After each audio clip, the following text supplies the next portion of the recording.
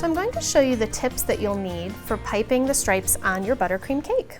The first tip is a great tip to use for the thick stripes. It's a number 48, and you'll notice that it has two sides to it. It has a flat side, and it has sort of a grooved side here. And what's nice about those grooves for a beginner that hasn't done stripes before is it kind of helps anchor the buttercream to the cake. Those little grooves will really help you when you're squeezing out the stripe to keep it in position. So we're going to start with this for our anchor stripe.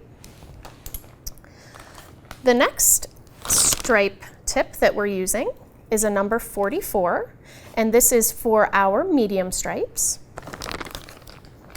And lastly, the tip that we're going to use to do our pin and our beaded stripes is a number 3 tip. You could also use a number 2 tip. It's a little bit smaller.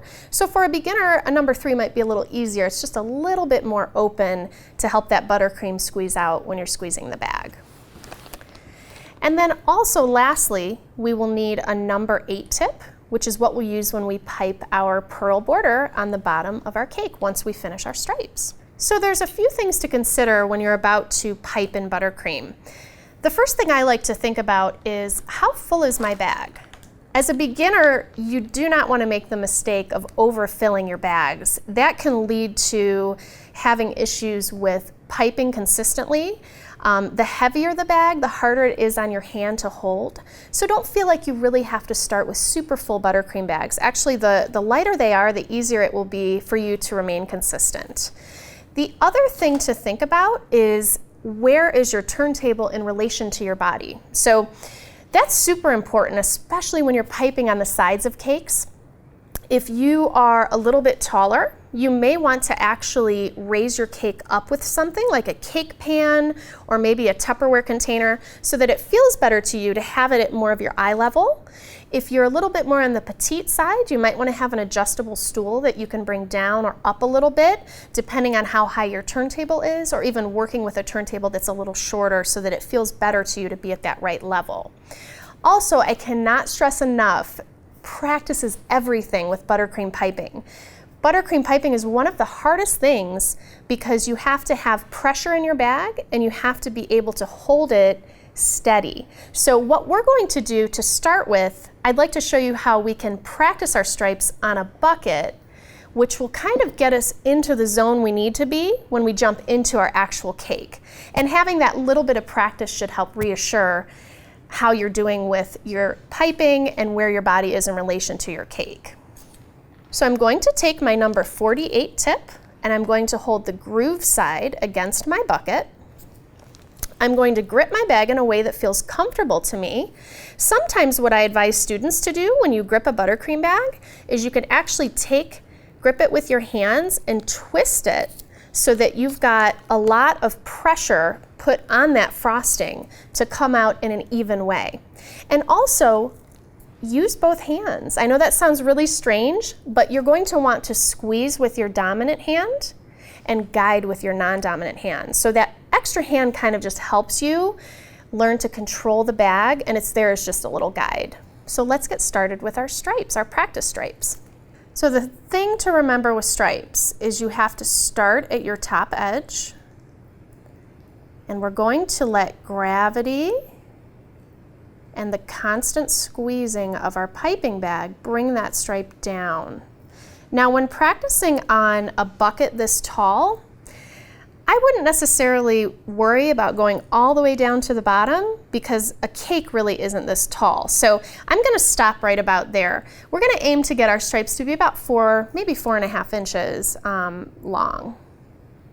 So remember, start at that top edge and just letting that buttercream come down the side at a nice even pace, making sure that our hand is grabbing this frosting bag in a way that allows that frosting to come out in a really smooth, consistent flow. So the nice thing about practice, I mean, it really sets you up so that when you transition to your cake, you're feeling good about your design. It's really hard to just jump right into something without actually getting your hands into it and kind of getting that hand-eye coordination that you need when you pipe in buttercream. So I would recommend you guys pipe as many stripes as it takes to feel confident. So we have our frosted cake with our plotted out piping pattern ready to go. And we're going to go ahead and get started. So just like we did on the practice bucket, we're going to start at the top edge and squeeze in an even, consistent way to bring that stripe straight down the side of the cake. Again, starting at the top, using our anchor points to really guide us as to where to put our stripes.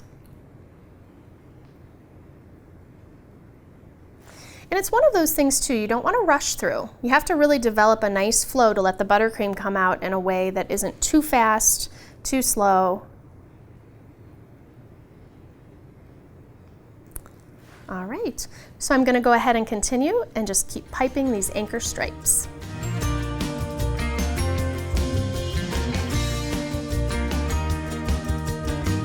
Okay, so we've laid out our final anchor stripe, and now we're going to move on to the medium stripes, which is the number 44 tip. I have a nice light pink buttercream in my bag. Remember, grip is really important. And with the number 44, this one might be a little more challenging because it's thinner, but it'll work exactly the same as we did with our previous thick stripes. So we don't have marks to follow, but what we're going to do is just kind of gauge where the center would be in between our two anchor thick stripes. So I'm starting at the top edge.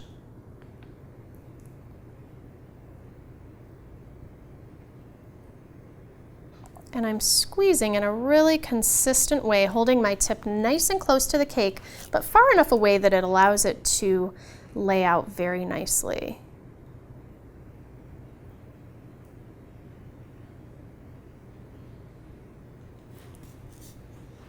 So we're just kind of using our anchor stripes for visual spacing at this point. So I've laid out a few of my medium stripes. I'm going to go ahead and finish laying them in throughout the cake.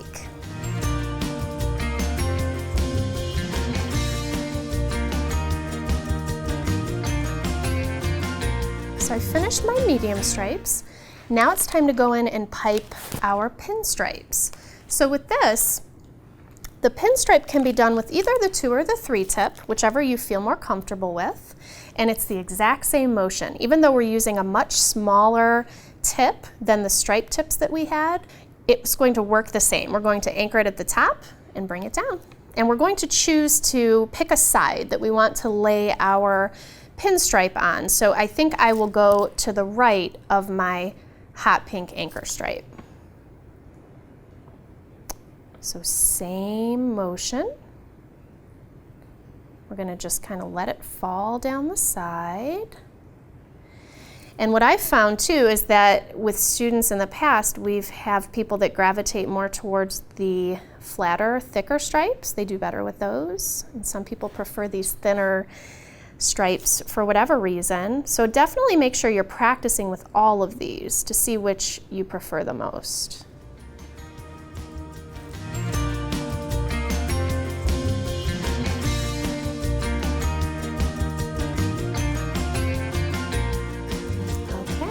We have our pin stripes laid out. Now we have one more space to fill, and that's going to be the space between the medium and the anchor stripe. And I'm going to show you a really cool stripe technique where we're going to pipe a stripe that actually looks beaded. This is one of my favorite stripe patterns because I think it looks really cool and textural, and it's something that you can use when you're trying to make cakes a little more elegant, a little more dainty, and also it's really fun to do. So for a beginner, I like it as well because you can start and stop the beaded stripe, whereas the other ones you kind of have to nail the first time around. So to get started with the beaded stripe, we actually don't have to go up over the top. We're going to start right at the top edge, and we're going to squeeze a dot and pull it down. And I'm going to kind of break this out into a little process for you so you can see it individually, but we will actually put this all together to create the beaded stripe. So we're going to squeeze a dot and pull it down, squeeze a dot and pull it down. And when you're pulling it down, you're sort of lessening the grip on the piping bag. So think of it as more of a harder squeeze in the beginning and then pulling it down and letting it go. And what that does is it creates this cool little tapered dot. Almost think of like an upside down teardrop. But you can see I'm starting and stopping and connecting these together to create my stripe. So it can be a little less intimidating to play around with this stripe because of its flexibility. So that creates a really beautiful, elegant look down the side of the cake. So I'm going to go ahead and pipe another. I'll go a little faster this time. So this would be if I was keeping it connected, I could just squeeze, bring it down, squeeze, bring it down, and continue that line all the way down the side. Okay, and we'll do it again on this side.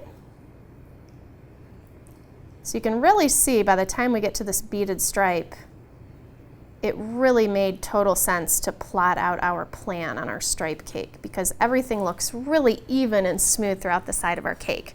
So I'm going to continue beading and finish this cake up.